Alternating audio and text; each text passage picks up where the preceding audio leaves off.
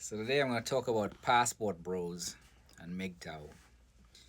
Um, if you have the MGTOW mindset, it's probably because you've been in a relationship, or you starting to see, or you're seeing a lot of the games that a lot of women play when it comes to relationships.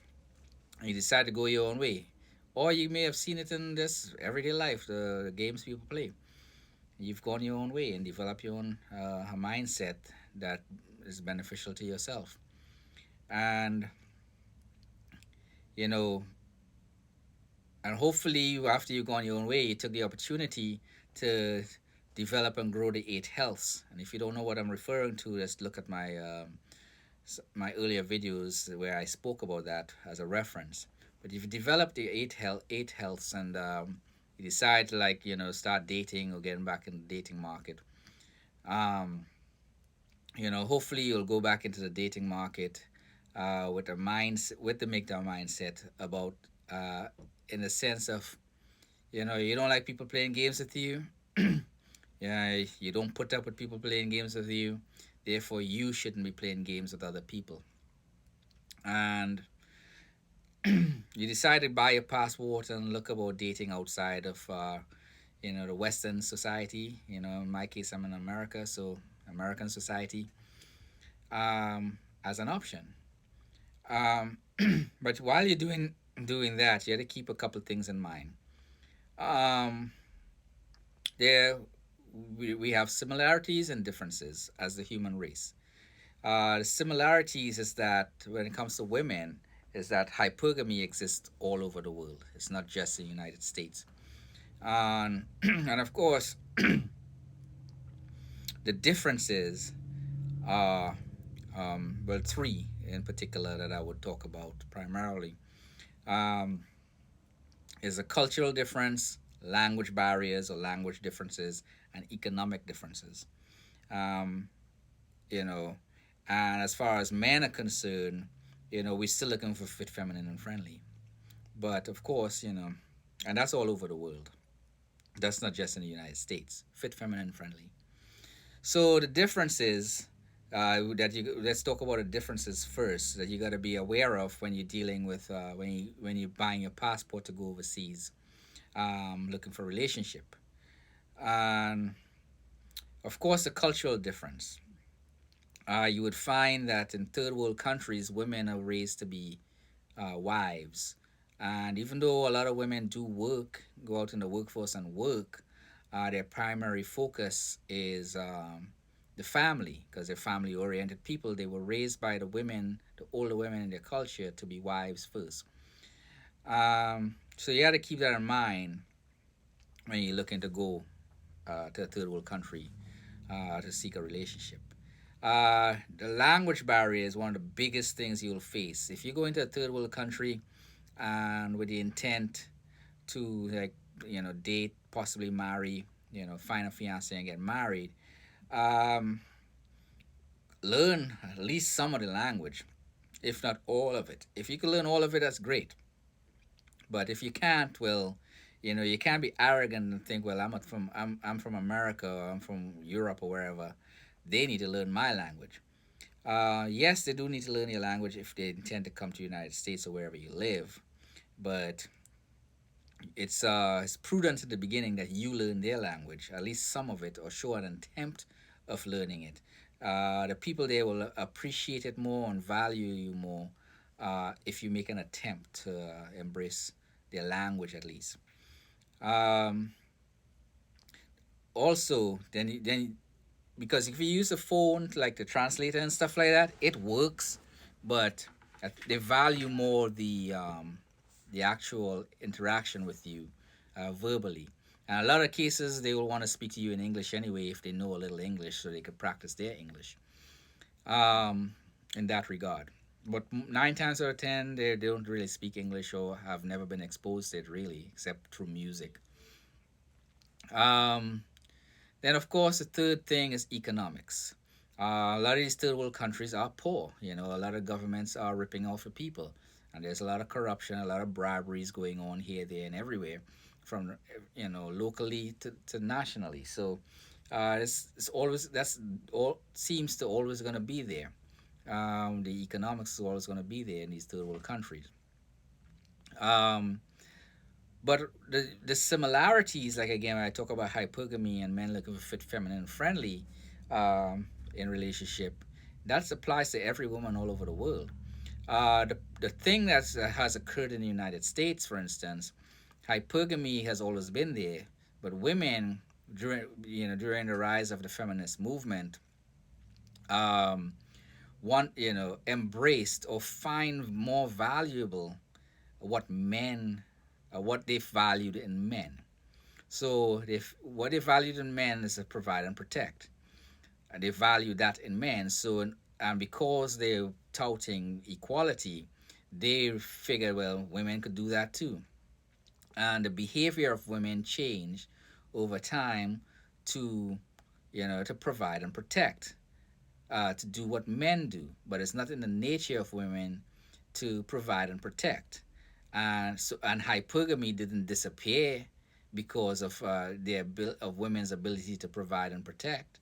It just became harder for women to find men that can provide and protect more than they could, because women today can provide and protect, or do what men can do, what an average man could do now.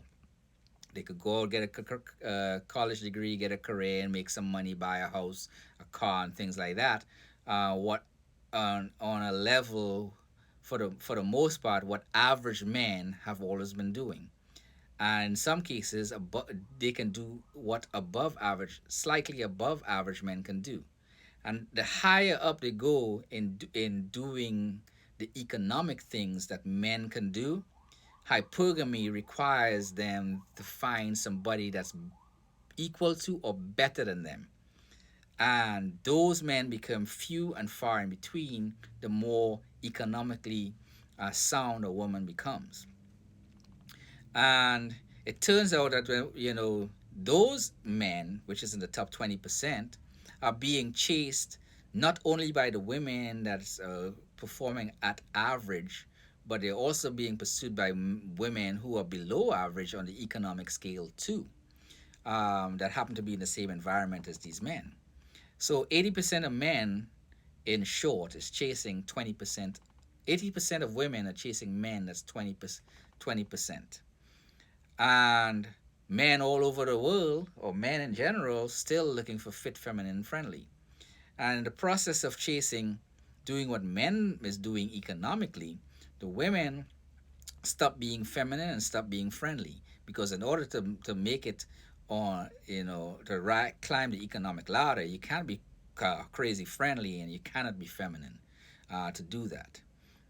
It's very rare you would find a situation like that. That's why you have so many masculine-minded women, and men are still looking for fit and feminine. So you're not going to find that.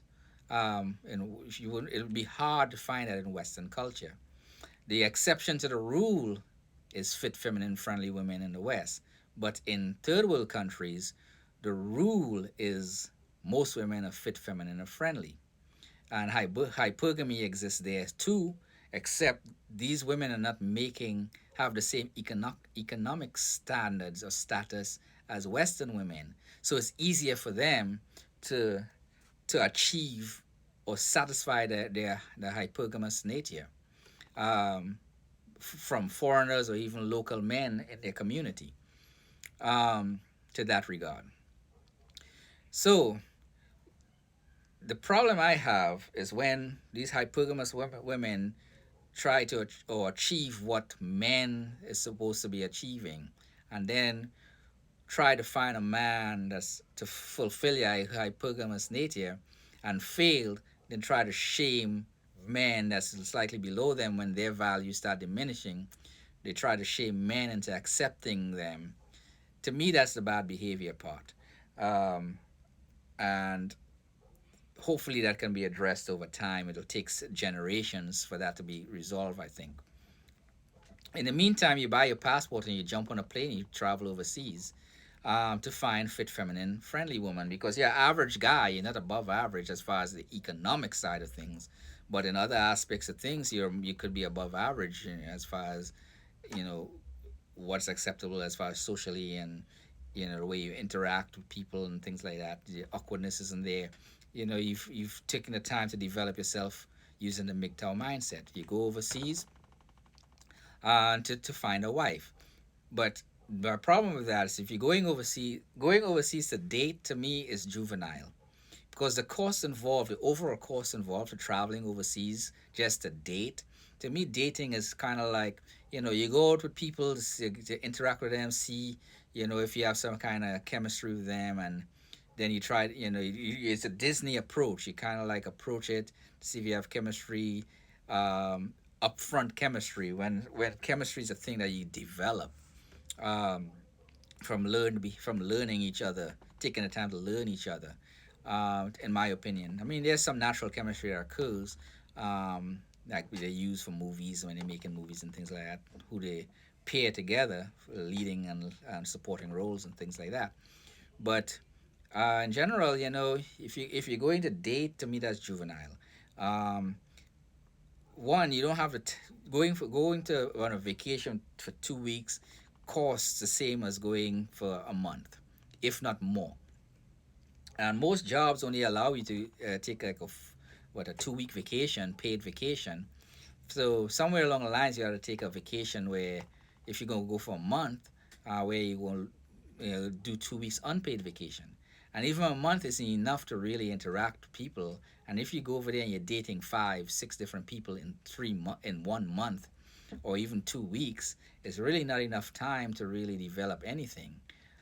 Yes, you can make that initial connection, exchange WhatsApp and whatnot, and video conferencing once you get back to the United States. But that, to me, is a backwards approach when there are other tools available to achieve something similar at a less cost. Especially if you're looking for a wife. If you're just looking for a girlfriend type thing, to me, that again, that's still boyish behavior. You should be, if you're in MGTOW, you should be at a point where you know what you're looking for. It's You're going to a third world country to have access to a significant pool to find what you're looking for. 9 times out of 10, you'll find what you're looking for in the first couple dates, the first couple of people you interact with. If not both of them. Um, so you'll talk to these people on the phone, over the internet, after using, like I say, a dating site. Narrow it down from 5 or 6 different countries to one country. Talk to 4 or 5 different women there once you weed out all the scams and whatnot and the fake people, and interact. Then narrow it down even further to one person. Um, Maybe two at the most. The two that's the most consistent, and one of them, like in my case, my wife, she interacted with me, she called me every day, she translated everything from um, into English so I could easily understand it, even though I knew a little bit of French. um, Speak I spoke to her regularly. She called me regularly. She showed me we introduced me to her family, her friends. She showed me the place where she lived. When she went out, she showed me the town and things like that. And I did the same here. And it was a natural progression. So when it was time for me to travel to Madagascar, it was just a matter of buying my plane ticket, finding an apartment to rent for the month, and her picking me up at the airport. Yes, I did have a couple other women that I could have gone to that was way prettier than my wife, but they didn't have that extra thing that my wife presented. And once she so I went there. And if she turned out to have been a joke, then I would have contacted the other two. I did contact them that I was there, but I also informed them that I was sticking with this one girl, and they were cool with that. So I spoke to her. She turned out not to be a joke. She invited about 200 of her people to the ceremony, because I decided to go through with it when I realized she wasn't a joke. Um, and those people showed up at their own expense over treacherous terrain and several days of travel to come to a ceremony where they did all the blessings and whatnot, and then she was considered my wife where now I can go to a government agency and do the legal type marriage. And that worked out for me. So, if you have any questions, ask it in the comment section down below. Like and subscribe. Try to stay away from from just dating frivolously. It's a waste of time and money, in my opinion. Learn the language, like I spoke for earlier. Uh, know that in Latin American countries and Brazil, they're on to fact that American men are showing up just looking for a good time. And if you don't put an effort into their language and their culture and stuff, they a lot of times they roll their eyes up at you and just not kind of ignore you for the most part. You might get lucky here and there, and then your trip will be more of of a tourist vacation than actually meeting someone of significance. Y'all have a good day.